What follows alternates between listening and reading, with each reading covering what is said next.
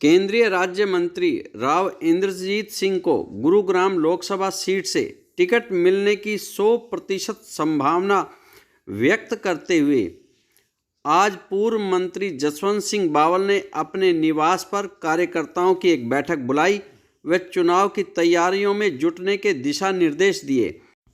तत्पश्चात उन्होंने अपने निवास पर एक प्रेस वार्ता भी आयोजित की।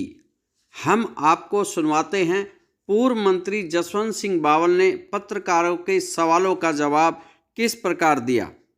चलो हम भी बात तो गोल गोल नहीं घुमाते। आपकी बातचीत हुई है क्या राव साहब से संगठन से टिकट को लेके? नहीं, अभी चुनाव लोकसभा के चुनाव के बाद जब विधानसभा के चुनाव आएंगे तो उस समय मैं आपको सारी बातें बताऊंगा और मान के चलो दावेदार तो हैं आप। मैं दावेदार रहूंगा, 100% रहूंगा। और जो चुनाव टिकट जो है वो भारतीय जनता पार्टी सर्वे के आधार पे देती है, नेताओं से पूछ के देती है। बड़े नेता जिसमें राव इंद्रजीत भी शामिल है, मुख्यमंत्री भी शामिल है, हाईकमांड भी है, वो कई चीज देख के टिकट देते हैं। और मैं पूरा आशावादी हूँ और हमने अपने कार्यकर्ताओं के साथ मिलकर फिलहाल तो लोकसभा की तैयारियों के लिए कमर कस ली। बावल क्षेत्र में मंत्री हैं, सहकारिता मंत्री डॉक्टर बनवारी लाल, आपकी पार्टी से संबंधित हैं। एक घोटाला सामने आया 100 करोड़ रुपए का, जो एसीबी के द्वारा रिकॉर्ड भी किया गया, उसमें गिरफ्तारियां भी हुई। तो क्या मानते हैं ऐसे में जो आप रिकॉर्ड बनाने की जो बात कर रहे हैं उससे कितना प्रभाव पड़ेगा? कुछ देखो, एंटी करप्शन ब्यूरो इसकी जांच कर रहा है, कुछ अधिकारी पकड़े भी गए हैं और ये सरकार जीरो टॉलरेंस पे चल रही है। तो वो जो एंटी करप्शन ब्यूरो के शत्रुजीत कपूर जी हैं, जो डीजीपी हरियाणा भी हैं, वो भी बड़े ईमानदार हैं, उनकी ईमानदारी पे कोई शक नहीं कर सकता। मुख्यमंत्री भी जीरो टॉलरेंस पे है, उनकी ईमानदारी पे कोई शक नहीं कर सकता। राव इंद्रजीत भी जीरो टॉलरेंस पे चलते हैं, उनकी ईमानदारी पे कोई शक नहीं कर सकता। जब उनकी नेतृत्व की कोई ईमानदारी पे शक नहीं कर सकता तो जो गुनाहगार हैं, मैं समझता हूँ सारे आएंगे, चाहे कोई कितना बड़ा छोटा हो, कितना बड़ा कोई, वो सभी। तो मंत्री की ईमानदारी पे शक है आपको? नहीं, मुझे कोई शक नहीं है। एंटी करप्शन ब्यूरो इसकी जांच, नाम ले गए लेकिन मंत्री का नाम नहीं लिया। एंटी करप्शन ब्यूरो जांच कर रहा है और मेरे दायरे में ये है नहीं। एंटी करप्शन ब्यूरो वाले अपनी जांच में जो भी उनको लग रहा है उनमें है। अभी सरकार ने भी एक जांच बढ़ाई जो 1975 से सारी 95 से इसकी जांच करेगी और 1995 से अब तक सभी जिलों की एक इंक्वायरियां चली हैं और एंटी करप्शन ब्यूरो के जो चीफ है शत्रुजीत कपूर जी, वो स्वयं इस मामले को देख रहे हैं। कल पवन जी का एक सवाल रह गया था आप। कल चुनाव कमेटी का गठन हुआ है तो उसकी घोषणा के बाद में राव इंद्रजीत सिंह साहब का भी नाम आया है उसमें, तो क्या वो उम्मीदवार फिर दोबारा होंगे लोकसभा? क्या मानते हैं आप? 100% चुनाव में उम्मीदवार वही रहेंगे। उन्हीं को टिकट देगी भाजपा?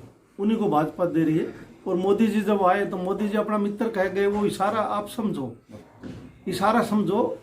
वो उम्मीदवार 100% है। और ये जो भारतीय जनता पार्टी ने चुनाव इलेक्शन कमेटी बनाई है, क्योंकि वो बड़े सीनियर नेता है तो उसमें नाम तो उनका आना ही था, कोई आश्चर्य या अचंभे की बात वो नहीं है, बड़े नेता है। तो क्या बावल से कोई नया रिकॉर्ड बनाया जाएगा?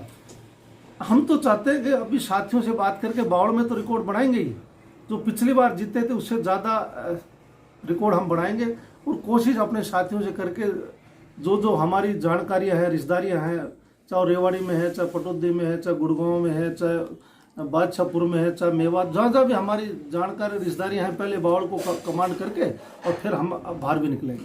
मंत्री जी, एम्स का अभी शिलान्यास हुआ है। अगर श्रेय लेने की बात करें तो श्रेय लेने की राव इंद्रजीत सिंह पूरी तरह से कोशिश कर रहे हैं।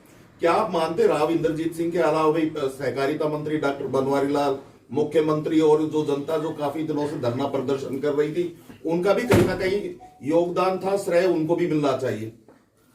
देखो, जब मुख्यमंत्री जी का जलसा 15 में जब बावड़ में हुआ था, उस समय सबसे पहले मांग ही राव इंद्रजीत जी ने की थी कि भैया एम्स बनना चाहिए।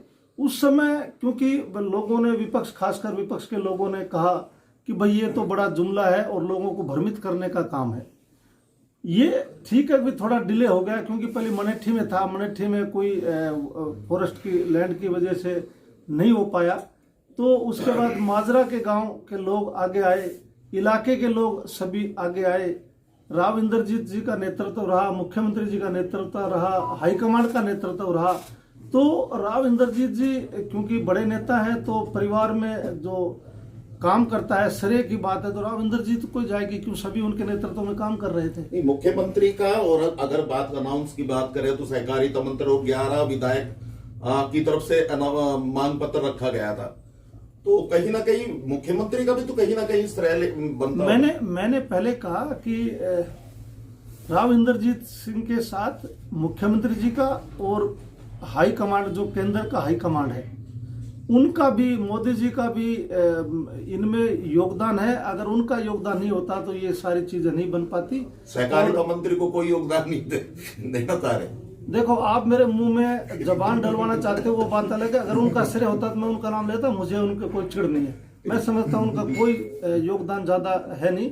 राव इंद्रजीत का जब श्रेय आ गया तो वो उन्हीं के नेतृत्व में सभी काम कर रहे हैं, हम भी उन्हीं के नेतृत्व में काम कर रहे हैं। अब मैं कहूँ जी मेरा श्रेय है, तो श्रेय तो बड़े परिवार के मुखिया का जाता है। हमारे मुखिया राव इंद्रजीत जी हैं। राव इंद्रजीत को जब श्रेय हमने दे दिया तो दूसरी बात शुरू होती नहीं।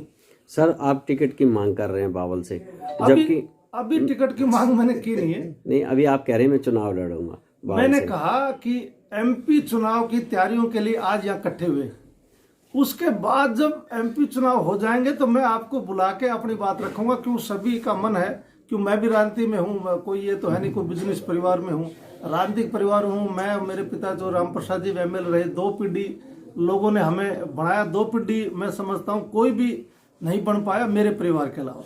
तो सभी की इच्छा है, तो मेरी भी इच्छा है कि मैं चुनाव लड़ूं। तो एमपी चुनाव के बाद आपको बुला के साथियों से सलाह करके चुनाव की तैयारी जब करेंगे आपको बुलाएंगे। बावल क्षेत्र में मंत्री विरोधी एक लहर देखने को मिल रही है, क्या मानते हैं कि भाजपा के वोट बैंक पर इसका असर पड़ेगा? भाजपा का वोट बैंक, देखो, किसी एक व्यक्ति के वजह से भाजपा का वोट बैंक नहीं है। राव इंद्रजीत अपने आप में बड़े एक नेता हैं और उनका एक बड़ा नाम है, और उन्हीं के नाम का सहारा लेके हम लोगों के बीच जाएंगे।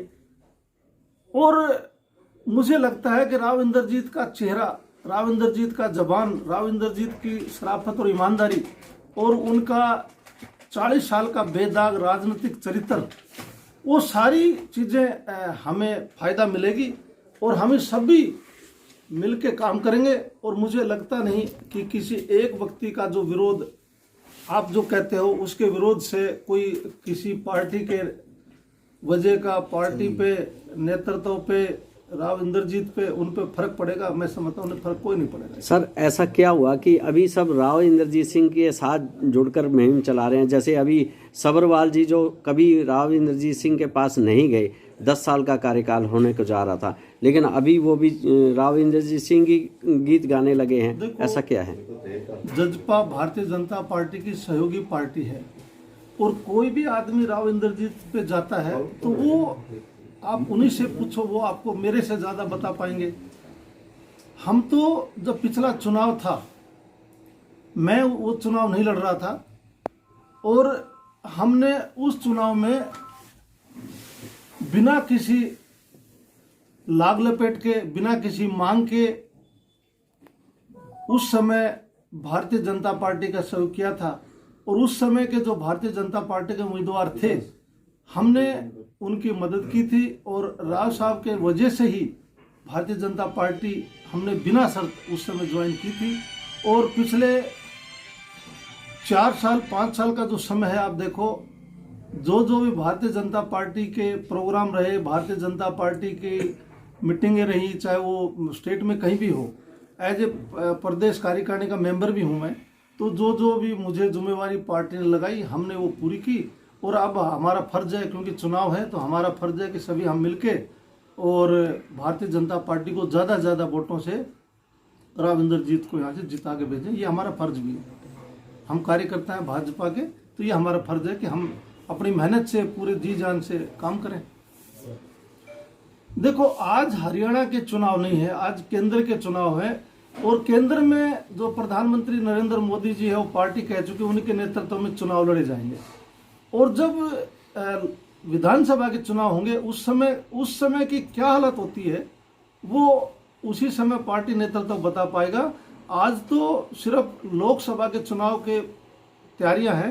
मैं भी लोकसभा की बात कर रहा हूँ कि व्यक्तिवाद को क्या उभरने दिया जाएगा? पार्टी चाहेगी? नहीं, पार्टी देखो, पार्टी नेताओं से बनती है और जब नेता थोड़े उभरेंगे तो ही तो पार्टी उभरेगी। पार्टी नेताओं को मौका भी देती है, पार्टी सर्वे भी करवाती है और जो विधायक हैं पार्टी हाईकमांड है वो फैसला उस समय करता है कि कौन मुख्यमंत्री का दावेदार होगा। ये पार्टी बड़ी सोच समझ के बड़ी अपने हिसाब से फैसला समय करती है। फिलहाल तो स्थिति ये है कि व्यक्तिवाद को बढ़ावा नहीं दे रही पार्टी को बढ़ावा। देखो, पार्टी ने ये फैसले हैं भी परिवारवाद को व्यक्तिवाद को नहीं बढ़ाते, पर व्यक्तिवाद पार्टी में व्यक्तिवाद भी रहता है, क्योंकि अगर कोई नेता नहीं बनेगा, कोई नेता नहीं रहेगा तो फिर पार्टी कैसे चलेगी। पार्टी में नेताओं को यूं तो शिवराज सिंह भी मामा थे। नहीं, शिवराज सिंह जी को 15 साल तक मौका दिया गया। उस समय हाईकमांड ने सोचा, नेताओं ने सोचा, विधायकों ने सोचा कि कुछ बदलाव किया जाए। तो हर बार ये है भाई उसी को एक को मौका दे, उस समय बदलता रहता है। नए आदमी अगर नहीं आएंगे तो फिर कैसे काम चलेगा। नए आदमी को मौका मिला तो ये कोई पार्टी में बुराई भी नहीं है। लोकतंत्र में स्वच्छ लोकतंत्र में, अच्छे लोकतंत्र में तो ये यहाँ जरूर गुड़गांव सीट पे भी कई सालों नहीं। गुड़गांव सीट पे जो अब सर्वे हुआ और लोगों से, नेताओं से बात हुई तो सभी का मन ये है, मोदी जी का भी मन है, क्योंकि मोदी जी जब यहाँ पर संगठन महामंत्री थे तो उस समय इस अहिरवाल की एक नब्ज को उस समय उन्होंने ध्यान से देखा। और जब 14 में मोदी जी ने शुरुआत की तो रेवाड़ी से की। अब फिर जो चुनाव की तैयारियां जब करने लगे तो रेवाड़ी से की। तो मोदी जी एक एक चीज को, अहिरवाल की चीज को समझते हैं। उनको पता है कि अहिरवाल में क्या करना है क्या नहीं करना, वो उनको अच्छी तरह पता है, हमारे से ज्यादा पता है। और वो अपना इशारा कर गए। हम नेताओं, जो कार्यकर्ता है, नेता हैं, वो सभी समझ गए इस बात को और वो अपने हिसाब से सभी लग रहे हैं। क्लियर तो नहीं हुआ कि राव साहब यहाँ से लोकसभा का चुनाव उनका कंफर्म है? ये ऐसी स्थिति हो सकती है पार्टी किसी और को टिकट दे, तो उस परिस्थिति में आप राव साहब के साथ होंगे या भाजपा के साथ होंगे? देखो, पिछली बार जब प्रेस कॉन्फ्रेंस थी मैंने उस समय कहा था कि जो भी भाजपा का उम्मीदवार होगा उसको हम मदद करेंगे। आपको याद होगा मैंने पिछली बार प्रेस कॉन्फ्रेंस यही कहा था। और अब मैं बड़े दावे के साथ कह सकता हूं कि भाई भाजपा के उम्मीदवार राव इंद्रजीत जी होंगे और ये बात लिख के रख लो। और उन्हीं के लिए चुनाव की तैयारियां भी भारतीय जनता पार्टी ने कर दी है। मैं परसों भी जो गुड़गांव मीटिंग थी उसमें भी मैं गया था और नूह में एक बड़ा जलसा, राव साहब को आगे बढ़ाने के लिए नूह में एक बड़ा जलसा होने जा रहा है। वो डेट वगैरह आपको बता दी जाएगी। और भाजपा ने तैयारियां शुरू कर दी राव साहब के नेतृत्व में। राव साहब को कैसे आगे बढ़ाएं, कैसे पार्टी जीते, राव साहब कितने वोट से ज्यादा जीते हैं, ये तैयारियां शुरू हो गई हैं। तो आज ये कोई मायने नहीं है कि भाई वो उम्मीदवार है कि नहीं है। वो उम्मीदवार हैं तभी तो ये सारी चीजें चली हैं। नूह शहर में जलसा हो, शहर में अभी तो वो जगह, क्योंकि मैं उस कमेटी में नहीं हूँ, कमेटी ने पहले तो यही फैसला किया सभी नेताओं ने भाई नूह में एक जलसा हो। तो नूह में जो साइट है वो आपको बताई जाएगा। अभी साइट मेरी नॉलेज में नहीं है। धन्यवाद सभी को बहुत बहुत